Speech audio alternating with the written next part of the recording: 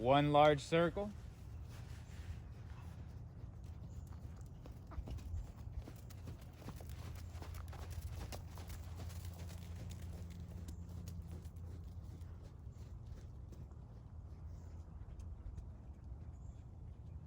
Little bit of outside rein.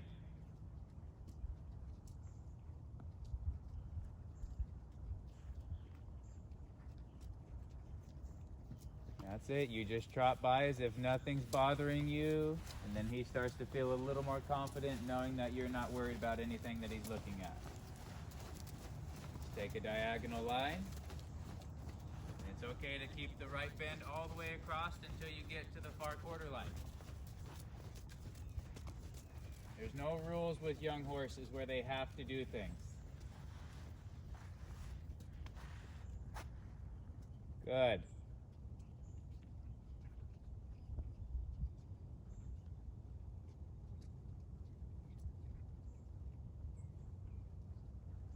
In the center of the arena, large circle.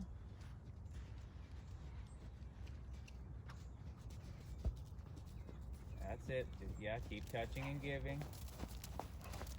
If you keep giving, he can't get stiff because there's nothing to resist.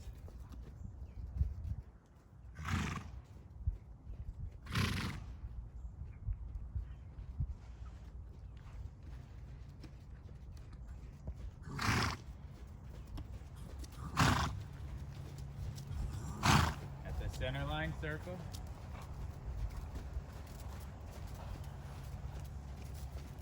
That's good. And down transition.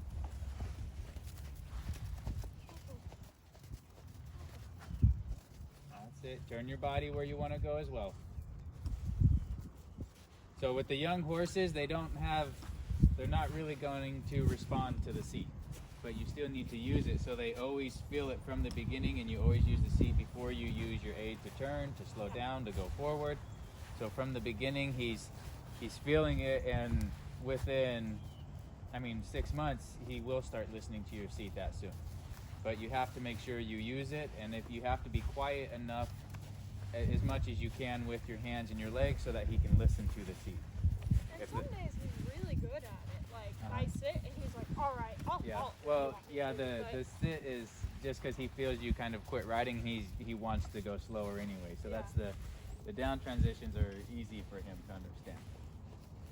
Now the hard thing is with down transitions end up being better with a horse that wants to go forward more, because when they do the down transition, they sit better. The horses that want to do the down transition have tendency to fall on the forehand. Yeah, I have the two polar opposites of my two. Right, and a transition to trot. That's okay, good boy. If that's all the sass he ever gives you, you're okay. Sometimes we have a little scoot. That's pretty much it, though. And a down transition.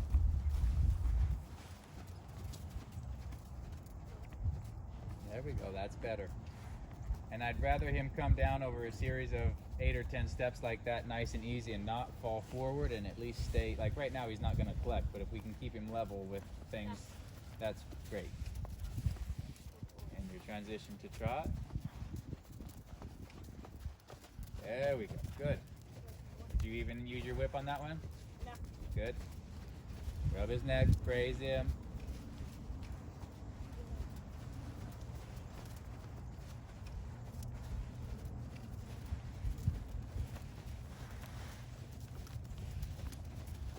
And your down transition again. Lean back just a tad more. There you go. That's all right.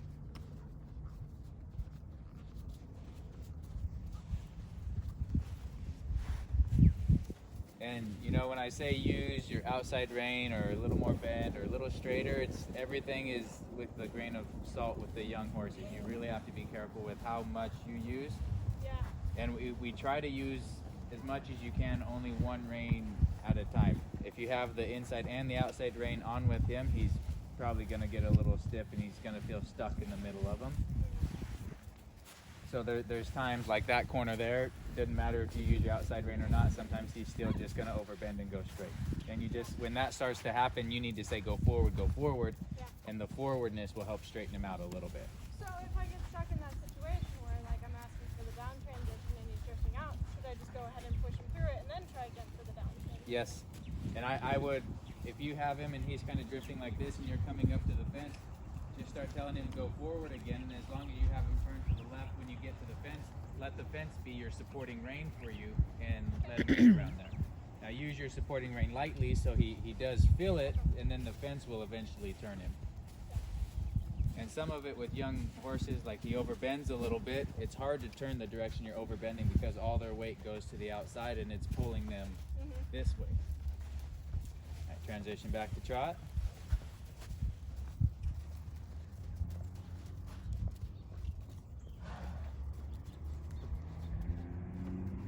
Good.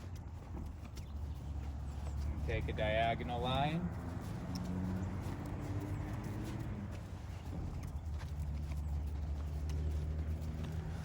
You can just stand there, I'll move around you. You don't have to be walking back. That's it. And then now slowly change bend. Good. Especially on the diagonal line or down a center line with the young horse, if you try to change bend in the middle, they start to fall toward the direction.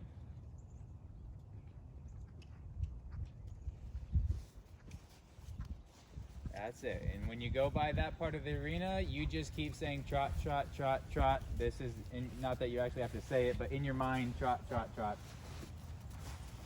Nothing else matters except what I tell you to do, and you don't have to worry about anything unless I tell you to worry about, which is never. A large circle.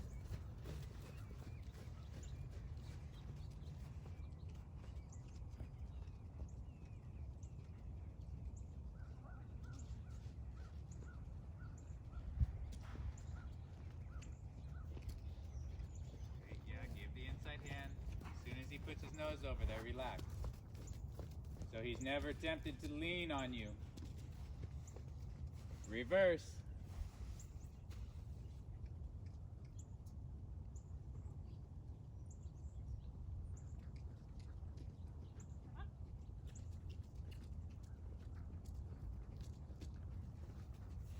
Boy.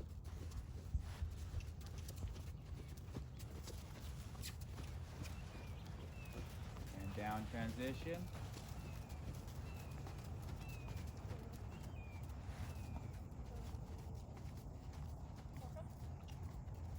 Good. All right, and let him relax for a minute.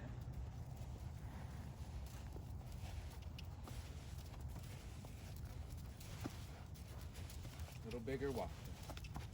That's it. From the beginning, we never let them walk lazy. Just because we're relaxing and taking a break doesn't mean that you get to be lazy and you get to let your mind drift other places. So even just having a forward walk while you're taking a short break helps keep him in work mode. So he doesn't start to think that, oh, I get to quit for a few minutes here.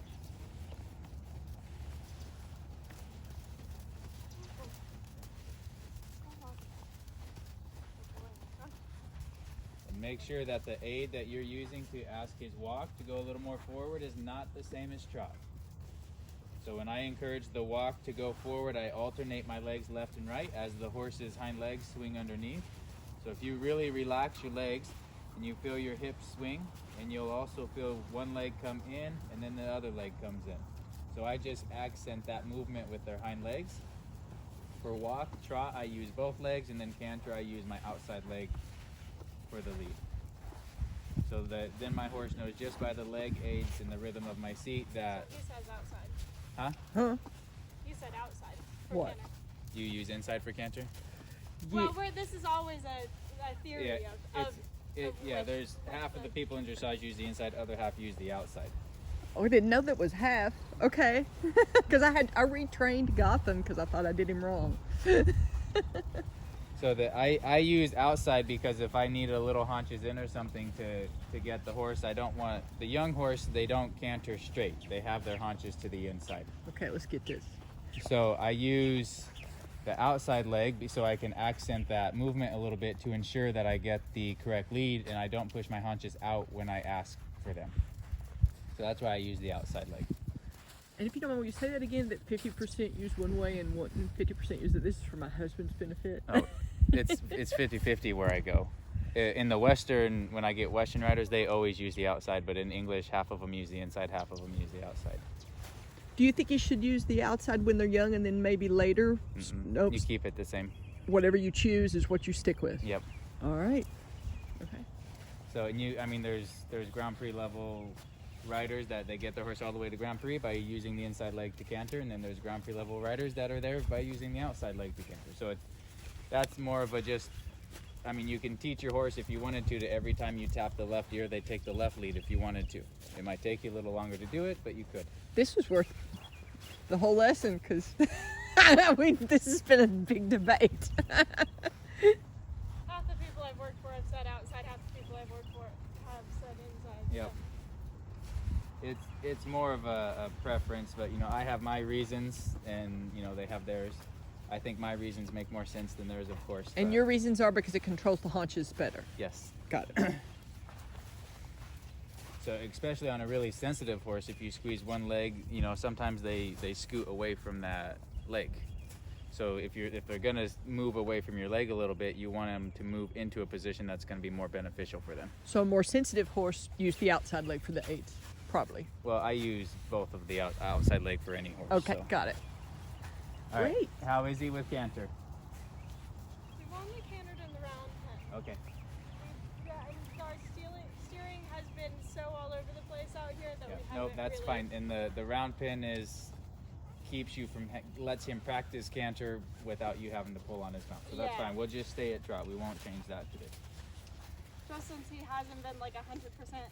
So With going forward. when you canter out here, how you're gonna tell is when you're in there and you're able to keep the bend and it feels like you're controlling the circle versus the fence, then you come out here and say, okay, now let's try out here on a circle. And you do it on, like you ask for canter as you come into this corner here, and you come out here, and then you do a down transition as you come out. You only do half of it, and then you have a little support from the fence on the short side. Okay. And then you just slowly start working it out across, and he'll get out to the center line, and then he'll start to drift a little bit, so you do your down transition, and then you try again. If you want to go in, it's okay. Either way. Oh, it's okay. No, I don't want to. I usually don't like changing arenas in the middle of the work. Unless it's a young horse that is in there and we're coming out here for the first few times. Okay, whenever you're ready, trot. Wake up. Come on. Come on.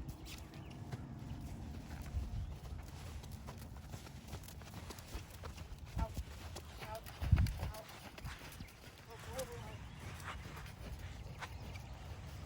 Leave a not so rambunctious dog. And down Sit. to walk.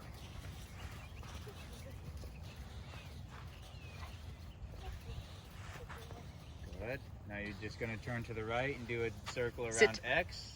Go ahead and trot. And touch with the whip. And touch again. You want to make sure you feel him push into the trot.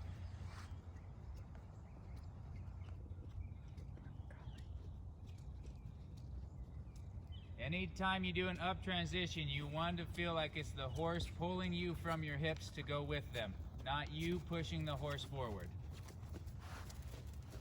And walk.